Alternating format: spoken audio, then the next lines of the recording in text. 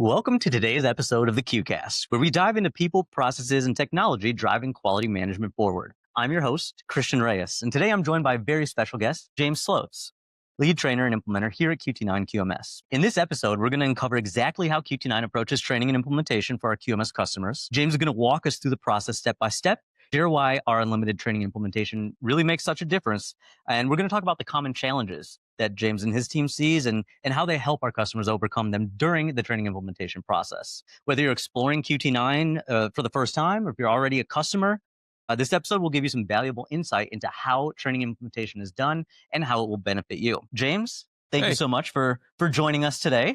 Glad to be here. Just to start off, why is training implementation such an important part of adopting a QMS? I mean, when you really think about it, it's getting it right up front is so vital to actually getting the return on the investment, right? Because QMS software, it doesn't matter where you go, it's an investment. It's not cheap, right? So putting a real premium on getting the data right up front, just like the data that's coming in, is so vital, because that's going to drive, adoption for the customer. And to me, I think that's the vital part, right? We're helping them get from point A to point B, but we don't get there if we have bad data. Absolutely. You can purchase the system all day and you check that box, you've got the system. But does that mean you're using it? We as humans, we tend to shy away from change just in general. Oh, yeah. Yeah, absolutely. And I mean, when you really think about, so a lot of the industries we are involved in, AS9100, ISO 1345, I mean, med device, pharma, these are highly regulated industries, and they have very set ways that they do things. When we're challenging that, or when we're asking them to make a minor shift to adopt to a new system, that's going to have pushback, and it should. But it's also like we acknowledge that, we know it's a piece of it, and it's just something that we have to help them push through. But these are really highly regulated individuals, and we want to make sure that they're getting out of it what they need to. So the pushback, I think, is natural. I think they just have to come into it with a little bit more of an open mind and understand that we've seen it, we've done it, we know we can make it work. I think that's always like the key to me. And you've certainly done it time and time again. Yeah. So you've been at QT9 for how long now? I've been here 5 years as of August. This is my 5th year. Throughout that time, if my tally is correct, I think I've implemented around 300 plus customers in that time frame. And then my team, if we throw everybody in there, we've taken on probably closer to like 600 new customers in my time here. So just to be clear, like, what we do, the volume that we do it at, you see everything. You see every industry. You talk to people from foods and pharma, and certain things go through, like CAPA processes, things like that. But really, when you think about it, the volume that we see, it really helps our team get a really good sense for what's out there in the industry. Absolutely. Which I think is vital for what we do, and being able to provide a little bit to customers, like, hey, here's our experience, take your knowledge, adopt it. Make sure you guys are keeping that in mind. We're not going to tell you how to do anything. We're going to give you options, and we're going to let you run with it. Easiest way. Absolutely. And I know there's a lot of different implementation models out there. Yeah. Probably every individual software company that has a QMS or any software solution has their own kind of spin on how they handle it. How does QT9 handle it? I would say we're unique. Throughout my time here, we've really changed the implementation model, and the way we did it before and previously, it wasn't bad. It wasn't bad at all. But what we did find is a very customer-centric model. So we tend to break things down on the implementation side into like 5 really simple phases. We have a scope and planning phase where we're really focused on getting people like aware of what the process is going to be, get them educated on the tools that we're going to use, the content delivery mechanisms, all of it. The other thing we're going to do in that phase is we're going to do like an actual true kickoff call where we're teaching them from a baseline level how to use the system, how to get familiar, how to really be able to be a global admin. Because if you have global admin rights, whether you want to or not, you can do a lot of damage. If you don't know what your strength is, right? When we get through that, we get into our data phase in phase 2. That's getting everything in the system. Your suppliers, customers, products, docs, gauges, equipment, that all happens then. The key thing about it is, and I guess for me, in my experience, phase 2 is always it's always the sticking point.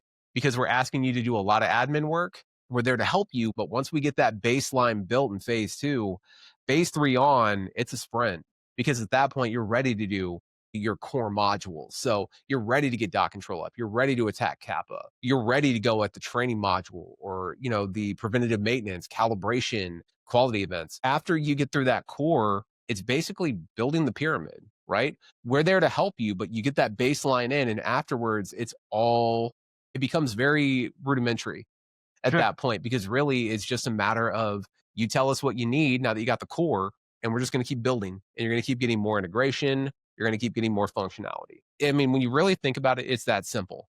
And the thing that makes us unique, we don't run it where you're with one person for the whole time. We leverage the entire team, right? Okay. We find that the way that we do it now as a team, we actually get a better result, because you're not booking with one person, you're booking with the whole crew. You may not know who you're going to get, but all of us are read in on what people do and what they need.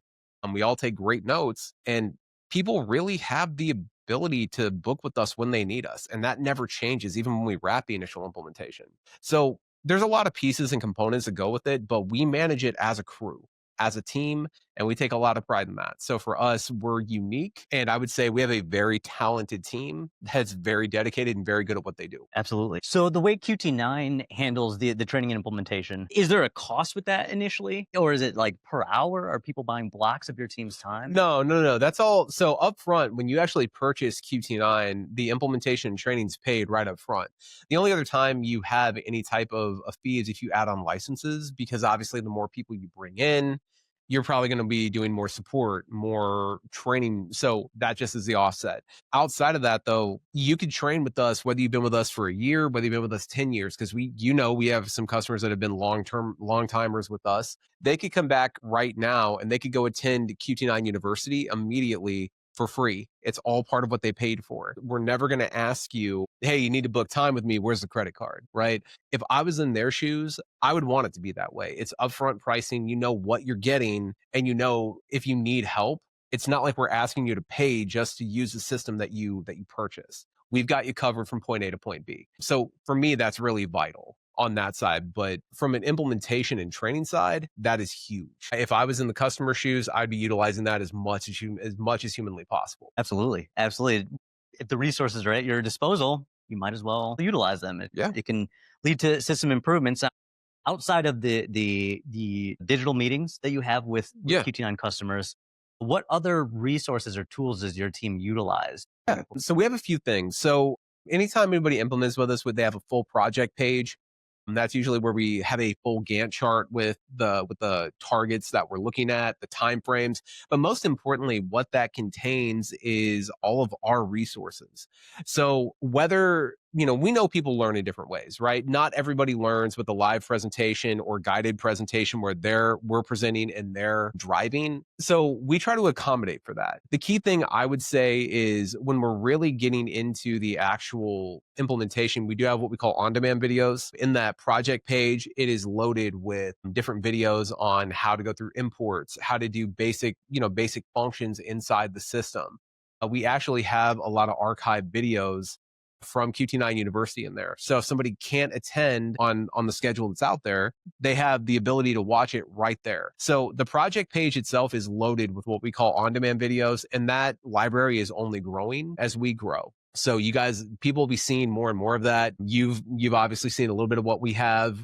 At some point, I'll have to go and give you the full tour, but it is a really comprehensive library of content that's there to help. So we like to use that in conjunction with what we offer from the live training, the Q&As, and with what's available in the help center and in the community. And understanding too, like you have different generations of quality managers. You've got young quality managers that grew up on YouTube how-to videos, on TikTok. Like the amount of educational stuff on TikTok itself, it's a 2-minute video that may teach you how to do something in the kitchen. There could be a 3-minute video to teach you really basics on corrective actions. The idea is people learn in so many different mechanisms, right? Your older quality managers or more experienced quality managers, they may want to learn in more of a classroom setting. Great, we got you covered. Some people just want it in writing so they can figure it out. Great. We have an awesome document team here that does an incredible job. You can learn that way too. We just want to give everybody the option. I don't have to talk to you about customers that have a different view on the system, have Yeah. a different perspective. Generally, we see on the other side, they're not happy with another system, so they're evaluating QT9.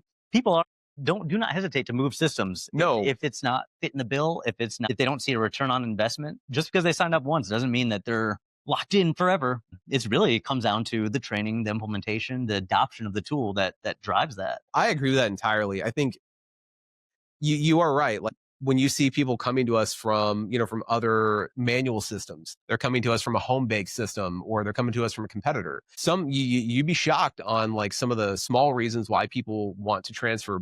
When you think about it in the greater whole, they have to see value in what we're doing, what we're providing.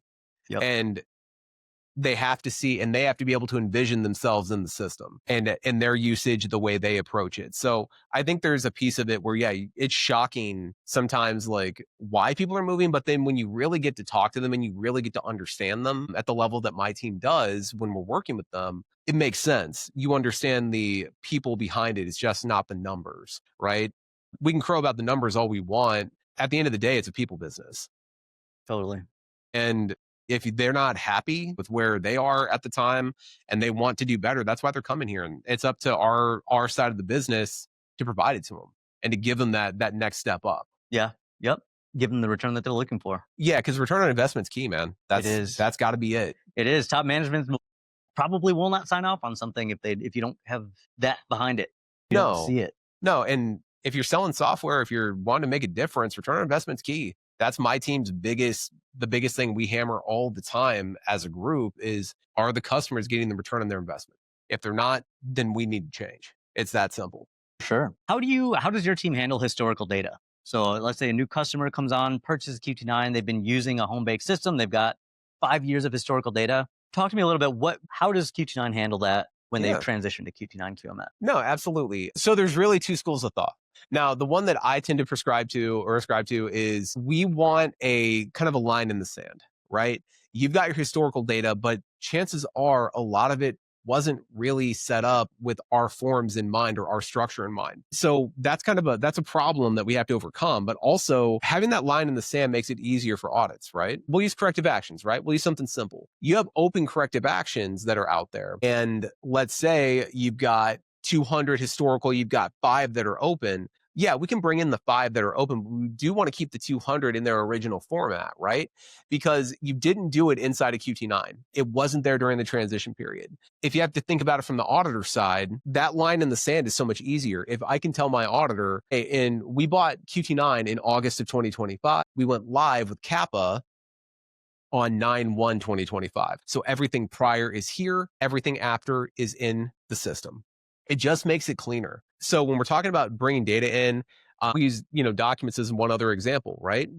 We don't want to bring in every previous revision of a document. We want to bring in the active current revision. We can make a reference with the master list of records area in doc control to reference other spots. But really, when we think about it, we want to bring in the active revision documents, bring them in, get them active and live so people can start turning and burning with revisions, reviews. We want to get them in, get them rolling, and get that system up and running. You draw that line in the sand and make life easier for everybody. For sure. As with any change, like we were talking about earlier, it's not all roses and rainbows. No, and you're going to have people that resist because that's how change works, right? Mm-hmm. But when people see the value and when they also see the training that they can get, a lot of people will be a lot more open. Definitely. I've seen it myself. What are some of the more common challenges that you see our customers running into during implementation? It's a really great question because it can vary based off the customer. It can vary based off their compliance level. But I would say there's a few things that are pretty set across the board. One of the most common challenges we see is people coming in with a decentralized quality management system, which means they may have controlled documents in SharePoint on a network drive on, an old server. The problem is they have to aggregate all of those documents together to get them into QT9 to get to that single point of truth, right? So to me, one of the most common things we see is people actually struggling to get ready for an implementation because they're trying to gather all of these documents and they think they have everything, but then they really dig and they don't. or they're missing, I missed 100 documents here because they were hidden behind this full file folder that was locked that I couldn't get to. So documents are a pretty common, like a common thing, especially if people are migrating in like a mass volume. And it's not that it's a hard process. Just to be clear, like it's really not difficult. It's more a matter of organizing and cleaning prior to. That tends to be the biggest like headache that people run into. For, from our experience in that second phase, that tends to be one of the bigger points of like contention, because you've got to get people together to go over it, to go through what documents need to come in. So that's a piece of it. The other thing I would say that we see as like a common challenge is some of our larger organizations that have multi-site, right? Let's say they've got 5 different locations across the United States that historically have done their own thing from a quality perspective. When we start centralizing, that means site A or site 1, their processes are entirely different than site 5. How do we meet in the middle and come up with a unified structure? So we can give guidance, we can help with that, but at the end of the day, the customer has to be able to come to terms with there's going to be a change. How do we make a change that works for everybody? Because if we're unifying, we're centralizing, we all have to come to some agreements on nomenclature, on structure, on process. So we see that a lot. It's not anything that's always a showstopper, but it's a challenge, and it's a common one, especially as we've gotten far more mid-market and large customers. You see it more and more and more.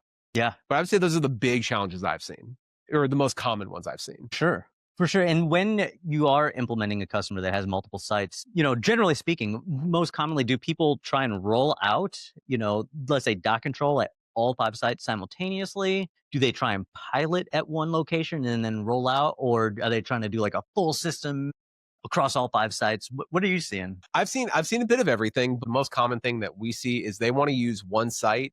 Typically, the most common usage I see is they want to bring in the most quality mature site, because if they can get them in there with more rigid process or more established process in, whether it be for dot control, Kappa, whatever, they can then adapt the lessons they've learned, and then they can say, all right, now we're going to roll it out across all 5 sites. And then they'll level set, they'll go back to the kind of the pilot site again, and then, all right, now we're going to roll out Kappa. And then they'll go through the process all the way across. And as they go, just with the way the system's designed, you've seen it, you've probably commented on it before, the system itself is a universal design. So once you get that core knowledge in, then you're going to get the next module a little bit easier. Then it gets a little bit easier. Then it gets a little bit easier. So if they start with a pilot site, a lot of times it makes it easier. But I have had some where they're like, yeah, we want to push everybody all at one time. It's a bit hectic, but a lot of it, and what that really comes down to is how on the ball the project manager is from their side and how much they're communicating with us. So we can handle whatever you want to do. It's just a matter of like communication. So just to give you like the high level. Absolutely. The unlimited training is a huge, huge differentiator. Is that the main thing that you think makes QT9's model as effective as it is? The fact that they don't have to pay every time they need some help? I think that's a big piece of it. We have a crew behind the scenes, and people hear that we want our customers to win, right? Yep. We want them to be successful. If they know they have a resource that they can contact anytime free of charge, they're going to, and they often do. And to us, that's valuable. Like, we hang our hat on that. We want people to come back and talk to us. We want you to get your wins, because your wins are our wins. So to me, I think that's a big part of why it's successful. The implementation side too, we don't expect you to set up all 20 modules right off the bat. We want you to get 3 or 4, maybe 5. Then we want you to take a break. We want you to level set. Then we want you to come back and see us in a month or so and say, all right, now I'm ready for calibration. Now I'm ready for safety. Now I'm ready for the training module. We want that because you're getting it incrementally. You're not having to drink from the fire hose. It's not, hey, you've got 8 months to implement, and then after that, we're going to charge you. It doesn't matter. You go at your pace. We can implement as rapidly or as slowly as you need us to. I think those things all kind of go into why we're successful. Absolutely. As we've talked about throughout this entire podcast, we've got a great team, a lot of good resources available. Where can listeners go to connect with you and your team? So if you are a customer of QT9 right now, anytime you go to QT9 University, that's my team. We are there I also present in the university, so I'm there too, but you can connect there. If you're also a current customer and you're not sure how to reach out to implementation, we want you to reach out to support. They'll actually get you links to book with us directly. So we give the ability to basically book with us. You don't have to email us and ask for a meeting. We'll just give you a link that looks at all of our calendars and let you book with us when you want to. The other thing is, if you are a current customer, talk to your customer success rep. They also have our contact info. They can get you submitted over to us. We'll get you squared away. You can also interact with us on the community. The user community, it's a newer thing, but my team is on there constantly answering questions, talking with customers. So if you do want to interact with us there, that's another great way to do it. If you're currently in the sales process, or if you're, if you do want to talk to somebody from implementation during the sales process, let your salesperson know. I'll jump on. We'll have conversations, make sure that you're comfortable with everything from our side. I'd rather you ask questions up front and know what you're getting yourself into. So we're here to help. And that's the best way pretty much to connect with us, would be through those avenues. Awesome. Just to wrap it up here, do you have any suggestions to our listeners if they're looking at any EQMS solution? What questions should they ask their sales rep or the implementation team before making the purchase? No, that's a really great question. If I was out there looking for quality software, and especially being in the business for 5 years here, I think asking up front, like, what is the training model? Like, tell me up front, how am I going to be trained? How is that covered? Is it billable hours? Is there a set amount of hours? Like, what does this actually look like? The other thing that you want to understand really up front, though, too, is how many man hours from my team, how many resources is this going to take? What data specifically do you need? Try to ask the more pointed questions so you can get the more honest answer. Just be prepared, have a flexible approach, and know upfront what data is going to be needed and what your investment in time is going to be. That is how you're going to be successful every time. Absolutely. Words of wisdom. Yep. For sure. Well, that's all the time that we have for today. So that is a wrap for today's episode of the Q-CAST. A big thanks to you, James. Thanks for having me. Big thanks to James Schloz for sharing your expertise and your lessons learned, giving us a little behind-the-scenes peek. We really appreciate it. For all of our listeners, thank you for tuning in today. If you learned something, please like, comment, subscribe so you don't miss an episode of the Q-CAST. And we will see you next time.